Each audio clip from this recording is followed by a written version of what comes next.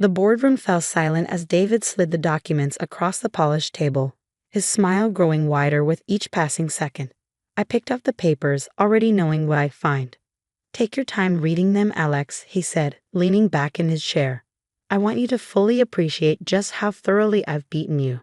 My name is Alexander Chen, and at 35, I was watching my younger brother attempt his masterpiece of betrayal, stealing the tech company I'd built from the ground up.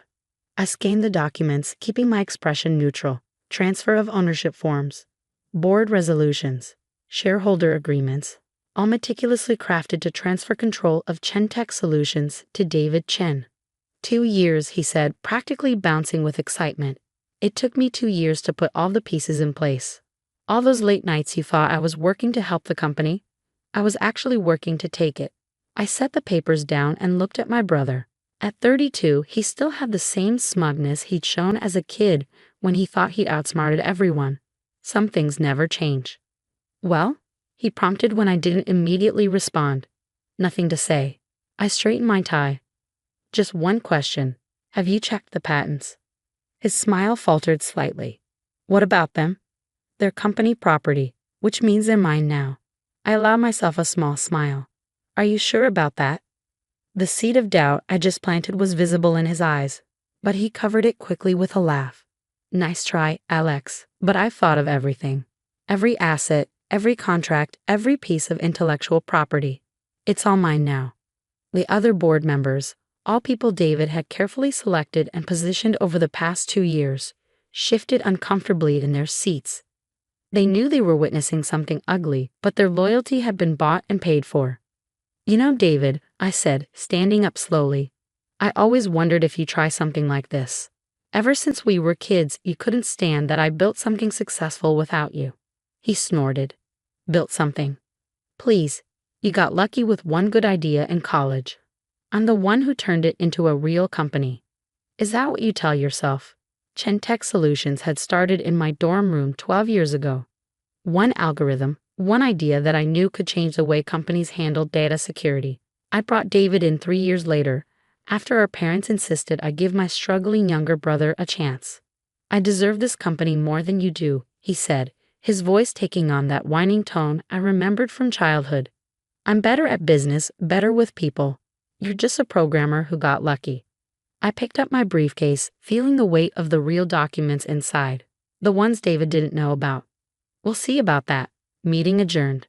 "That's it," David called after me as I walked toward the door. "No fight? No threats?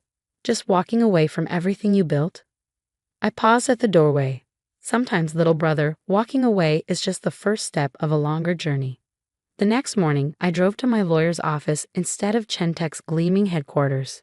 Susan Martinez had been my legal counsel since the company's early days, and more importantly, she was one of the few people who knew what was really going on. "I take it he made his move?" she asked as I settled into the chair across from our desk. I nodded.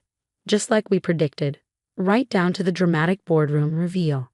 She pulled out a thick folder. "And the patents? He hasn't checked them yet. But he will." Susan smiled.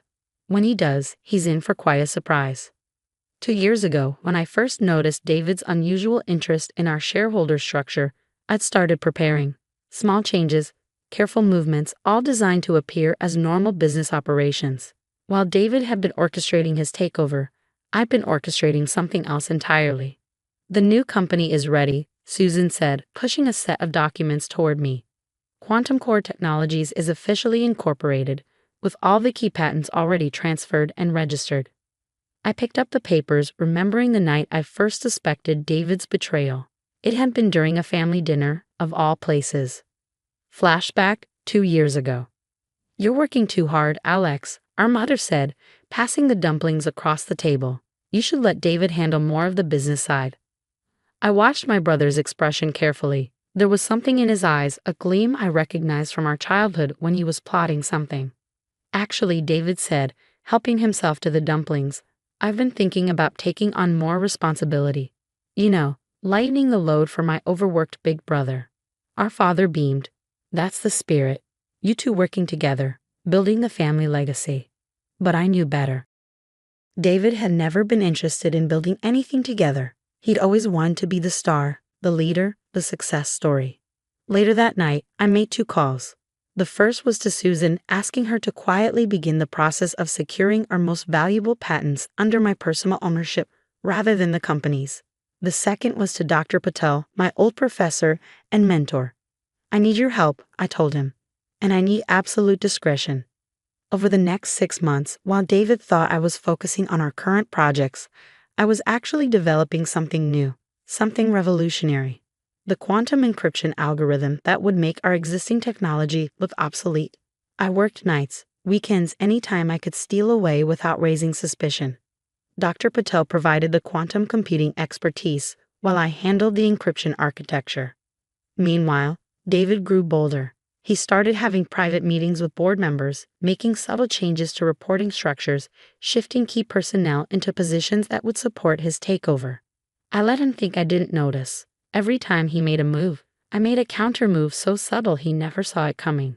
The thing about David, I explained to Susan during one of our strategy sessions, is that he's always underestimated me. He thinks because I'm quiet, because I focus on the technical side, that I don't understand the business game he's playing. Susan nodded, making notes. And that's our advantage. Exactly. He's so focused on taking what exists, he's not watching what's being created. The hardest part was maintaining normalcy. Every day, I went to the office, ran the company, and pretended not to see the betrayal unfolding around me. I had lunch with David, discussed projects, played the role of the oblivious older brother. Some days, watching him smile and plan my downfall, I felt a deep sadness. We'd been close once, before success and jealousy created this chasm between us. I remembered teaching him to code when he was in high school, staying up late helping him with his computer science homework. But that brother was gone, replaced by someone who saw my success as a personal insult, my achievements as something to be stolen rather than celebrated. So I built my contingency plans, secured my patents, and developed the next generation of our technology, all while letting David think he was the clever one, the mastermind orchestrating my downfall. Present day. Everything's in place, Susan confirmed, bringing me back to the present. The moment he tries to access the patent documentation, he'll discover that the core technology belongs to you personally, not Chentech. And the new quantum encryption patents are already safely registered to Quantum Core Technologies. I stood up, straightening my jacket. How long do you think it will take him to figure it out? She glanced at her watch. Given his usual morning routine, I'd say he's discovering it right about. My phone buzzed. David's name flashed on the screen. Now, Susan finished with a smile. I let it ring. David could wait a little longer. After all, he'd spent 2 years planning my downfall. He could spend a few hours realizing just how badly he'd miscalculated. What's your next move? Susan asked as I headed for the door. I paused, thinking about the office I'd left behind, the company I'd built, and the brother who thought he could take it all with a few signatures. Now, I said, we show him what real business strategy looks like. As I drove away from Susan's office, my phone wouldn't stop buzzing. David had progressed from calls to texts. What did you do? Call me now. This isn't POSIBL.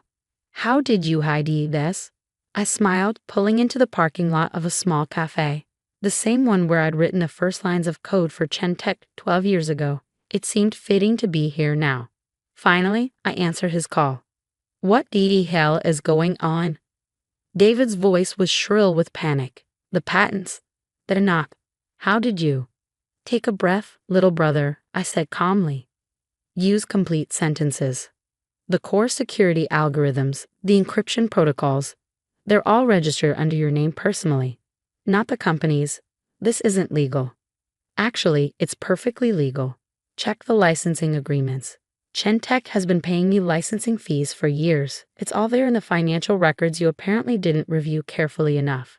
The silence on the other end was deafening. But that means, I finished for him, that you now own a company with no proprietary technology. Just a bunch of offices and equipment. Congratulations on your hostile takeover of an empty shell. I heard something crash in the background. David throwing things, no doubt. Some things never changed. You can't do this, he shouted. I'll sue you. I'll. Sue me for what? For protecting my intellectual property? For licensing it legally to the company? Go ahead. Every judge in the country will uphold my rights as the patent holder. More crashing sounds. I waited patiently for him to run out of things to throw. Oh, and David, there's one more thing you should know. What? He snarled. Check your email. I just sent you something interesting. I heard clicking sounds as he opened his computer, then dead silence. The email contained the press release going out in 1 hour, announcing the launch of Quantum Core Technologies and its revolutionary quantum encryption system. Technology that would make Chentech's existing systems obsolete within months. No, he whispered. No, no, no. Yes, I said quietly. While you were plotting to take over Chentech, I was building its replacement. Every major client we have has already seen demonstrations. They're just waiting for the official launch to sign new contracts. You played me, he said, his voice hollow. This whole time. I learned from the best, little brother. You taught me that family can't be trusted, so I planned accordingly. I could almost see him slumping in what used to be my office chair, the weight of his miscalculation crushing him. What do you want? He asked finally. To buy back Chentech? Name your price. I laughed softly. Buy back an obsolete company? Why would I want that? No, David. You wanted Chentech so badly, it's yours. Enjoy watching it become worthless as every client switches to quantum encryption. You're destroying everything. No, you did that when you decided to betray your own brother. I'm just ensuring my survival. Something you taught me the importance of. I ended the call and sat back, sipping my coffee. Within an hour, the press release would go out. By the end of the day, Chentech's stock would be in freefall as investors realized the company no longer owned its core technology. My phone buzzed again, this time with a message from our mother. What have you done to your brother? He's devastated. I typed back, ask him what he did to me first. Then we can talk about devastation. Another message came through, this one from our father. Family should stick together. This isn't right. I thought about all the family dinners where they praised David's business acumen while dismissing my technical stuff. How they'd always push me to give him more control, more responsibility, more recognition. You're right, I replied. Family should stick together. Remember that next time one of your sons tries to steal everything from the other. The press release went out exactly on schedule. The tech world exploded with excitement over quantum encryption becoming commercially available.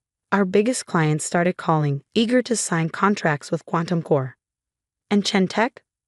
By closing bell, its stock had dropped 60%.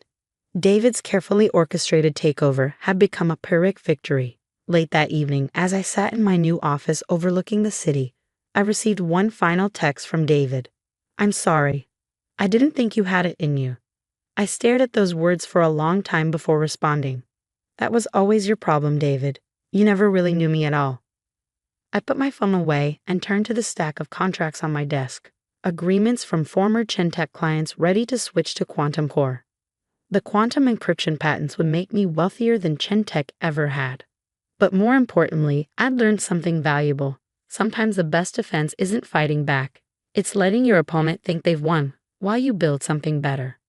David got what he wanted, my old company. I got what I needed, freedom to build something new, without having to watch my back for family betrayal. Sometimes losing everything is just the beginning of building something better.